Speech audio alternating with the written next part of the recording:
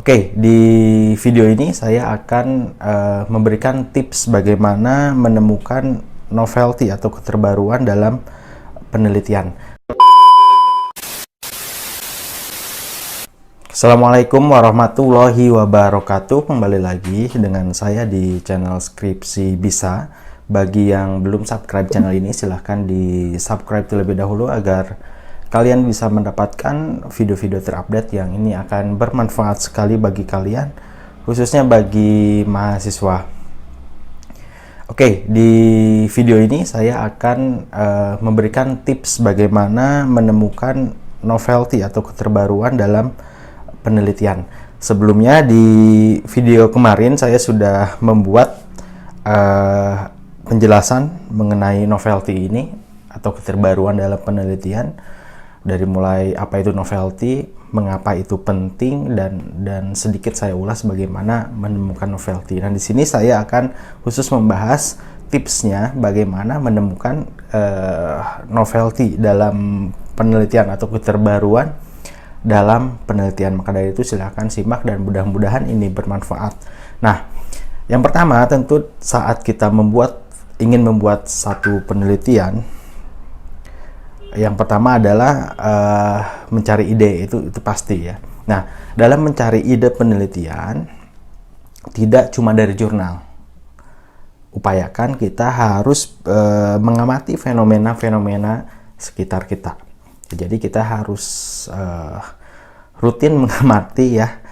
Terus kita harus peka terhadap kondisi yang ada di sekitar kita dengan fenomena-fenomena yang terjadi sesuai dengan topik yang kita angkat dalam penelitian.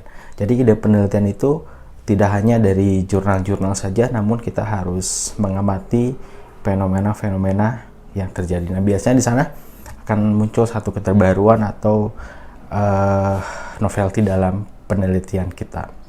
Nah, kemudian tentu kita harus mengkoleksi ya artikel-artikel penelitian yang banyak lah, sebanyak-banyaknya.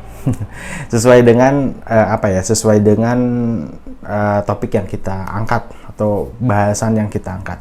Kita rajin cari artikel-artikel, tentu harus artikel-artikel yang bereputasi ya, jangan artikel-artikel yang abal-abal. Nah, kita cari, kumpulkan sebanyak-banyaknya untuk kita baca tentunya ya. Kita lihat, kita pelajari seperti apa. Nah, karena kita mengumpulkan artikel-artikel itu, maka dari itu kita harus membuat satu manajemen artikel yang baik ya. Kita bisa masukkan koleksi artikel yang kita sudah kumpulkan di reference manager, nah, seperti Mendeley, terus EndNote ya, dan sebagainya. Nah, kita masukkan artikel-artikel itu di manage lah di satu tools seperti Mendeley. Nah, itu akan memudahkan kita ya. Atau teman-teman bisa membuat sebuah matrik jurnal ya, dari jurnal-jurnal yang kita kumpulkan. Kita buat matrik dari mulai latar belakangnya apa sampai dengan hasilnya seperti apa. Kita buatkan matrik sehingga kita bisa melihat secara utuh keseluruhan dari jurnal itu seperti apa, dan mencoba mencari satu celah penelitian di dalam jurnal-jurnal yang kita baca atau artikel-artikel yang kita baca.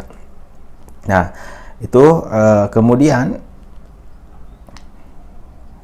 selain itu sebaiknya kita harus menghindari topik-topik yang memang secara teori itu backupnya kurang. Jadi hindari topik yang kurang backup teori. Jadi teori-teorinya minim ya. Nah, itu harus hindari topik-topik seperti itu, atau minim penelitian terdahulu. Nah, itu harus kita hindari. Kita cari topik-topik yang banyak backup teori, entah itu dari teori-teori yang memang sudah dikemukakan ahli atau teori-teori yang dari penelitian terdahulu. Nah, kemudian ya tentu kita harus mengakses jurnal-jurnal yang bereputasi. Nah, seperti apa Emerland ya, terus Science Direct, Elsevier dan lain-lain. Nah, nanti bisa cek, saya juga sudah membuat video tentang bagaimana cara mengunduh jurnal ya yang bereputasi agar teman-teman bisa mendapatkan artikel yang bagus. Mungkin itu kali ya beberapa tips dari saya untuk menemukan satu novelty dalam penelitian. Nah, ini sebetulnya pinter-pinter kita ya, ini hanya sekedar tips saja agar memudahkan kita menemukan keterbaruan dalam penelitian. Intinya kita harus peka terhadap fenomena-fenomena yang ada, kemudian cari backup teori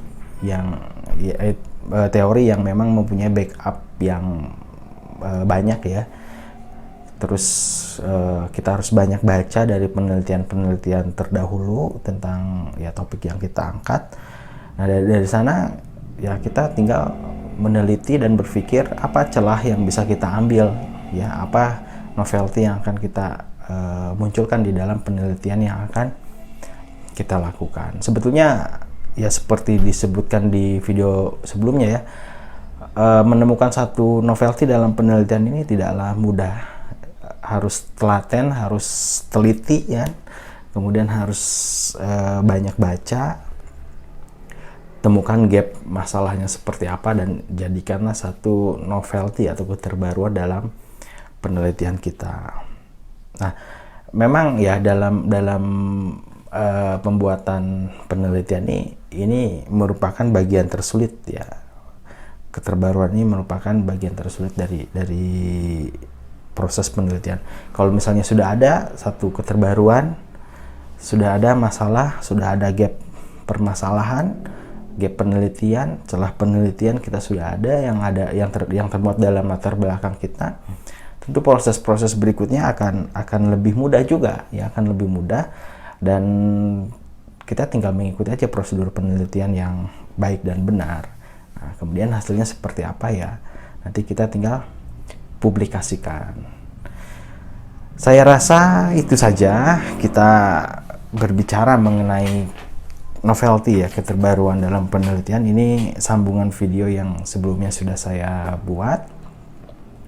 Mudah-mudahan ini bisa bermanfaat bagi kalian semua.